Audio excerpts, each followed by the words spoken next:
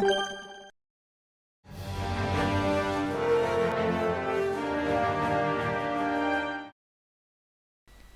everyone, and welcome back to my channel with a new video about World of Tanks. Yes, I know it's been 2 weeks without a single video, sorry about this, but there were a couple of reasons for that actually. Well, do you remember the episode 3 of Meanwhile in World of Tanks? I was complaining about my horrible RNG, luck in general, teammates as well. Well, I've got a lot of horrible games like this back to back, and it got frustrating. And I didn't want to create another video about me complaining because it's not fun listening to someone complaining. I want to have a positive message in general about the game, tanks that I'm playing, everything. So instead of playing again, I've decided to take a break of 2 weeks without playing at all. And yes, when I came back today playing, I even forgot to turn my console in English and to turn off notifications, so sorry about that. But don't worry, I will comment everything in English, so you absolutely don't have to understand anything about what my French commander is saying right now. The other reason why it took me so long was that I received my new computer. It's a powerful PC, I'm really excited about it actually, and I've made some tests about the software, everything. It runs perfectly. And I needed to clean and copy a lot of data from my old laptop and hard drives, so it took me some time also to reinstall everything. My setup is almost fully functional, but I will talk about this in a later video. I will make another Meanwhile in World of Tanks and I will have more time to talk about this. So now I would like to focus on the replay itself. So I am playing one of my favorite tanks, the ISU 152, and I picked this one because it's perfect to pick on higher tier tanks, tier 9 and 10, and since I was playing early in the morning I knew that there wouldn't be so many people, so I picked this one. And if you paid attention at the beginning of the video, actually you can see that there are a lot of tier 9 and 1 tier 10 in each side. So what's the ISU 152? Well, it's a tier 8 Russian tank destroyer, and it's all about his immensely powerful gun. It has 286 of penetration with the base ammunition and around 700 points of damage in general, so you can go up to 800 if you're lucky with the RNG. Apart from that, well, it's a pretty terrible tank actually. It's not really fast, it has poor terrain resistance, it's not maneuverable, it has no armor, it's really long to aim with the gun, it's not accurate, the gun arc is poor, so the tank itself is terrible. But it's still immensely fun to play just because the gun is simply overkill. So how to play the ISU 152? Well, first, you don't want to be too far in the back of the battlefield, because you want to be able to shoot at every single target that your team is going to spot. If you don't have any target for, let's say, 30 seconds to 1 minute, you're probably not in the right location. However, if you get too close and end up being spotted by the enemy team, trust me, they will be very happy to shoot at you for 2 good reasons. The first one is you are highly dangerous, and the second one is you have no armor, so you're basically a free kill for them. If you're not used to tank destroyers, or let's say not fragile tank destroyers, you should just pick a camouflage net, and for your crew members you should pick 6th sense and camouflage skill. Also repair could be useful as well. I am playing it quite aggressively, so I prefer to have the gun rammer and the stabilizer just to aim faster, but this is more a matter of preference. Considering the ammunition, you should not use any premium ammo actually. The regular AP will just be more than enough for every single tank that you will face. The high explosive shells can be useful if you need to reset your base, or if you are facing someone in hold down position, or just if you want to deal extra damage to lightly armored enemies, like the Waffenträger E100 or the Waffenträger E100. You know, the not so friendly tank destroyer that can kill you in a few seconds.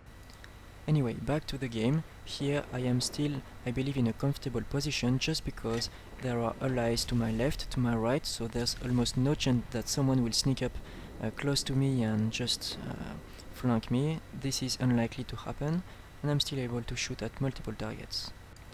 I'm quite in the open, but I will probably not get spotted anytime soon, and there is no artillery. This is why I can afford to be there.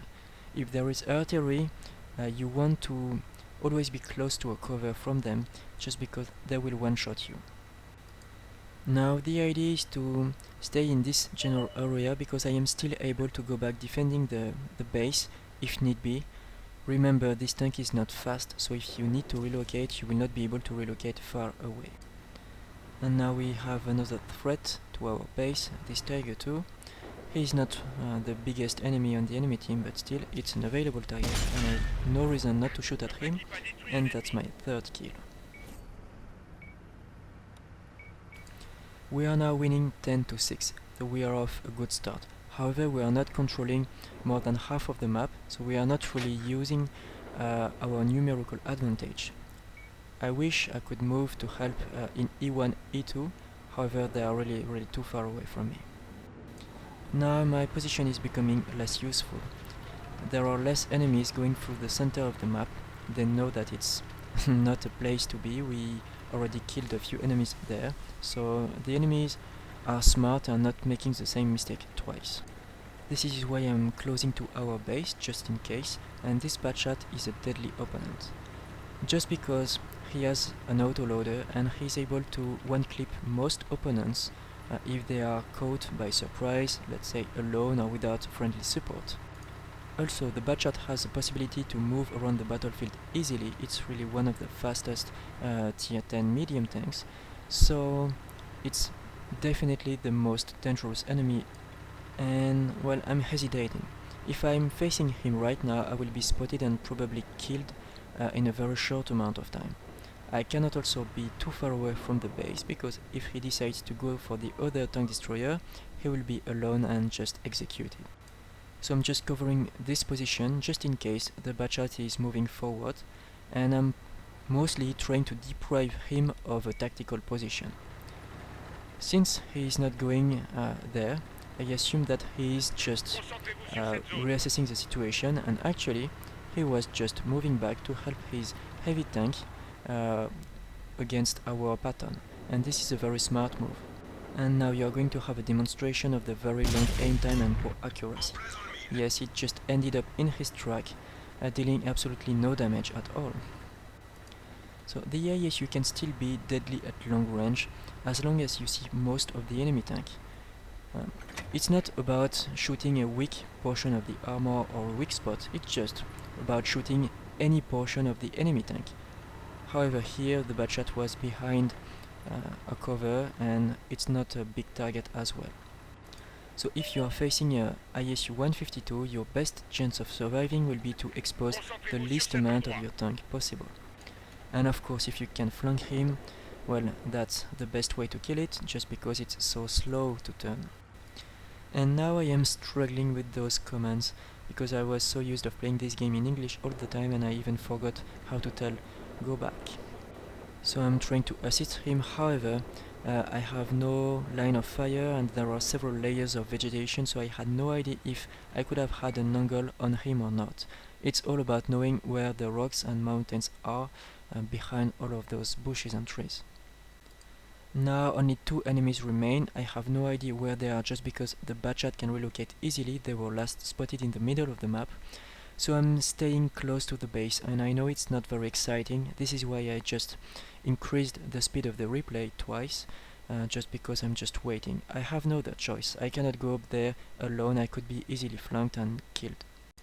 Yes, I know it's a tank destroyer replay, not a medium or heavy tank replay.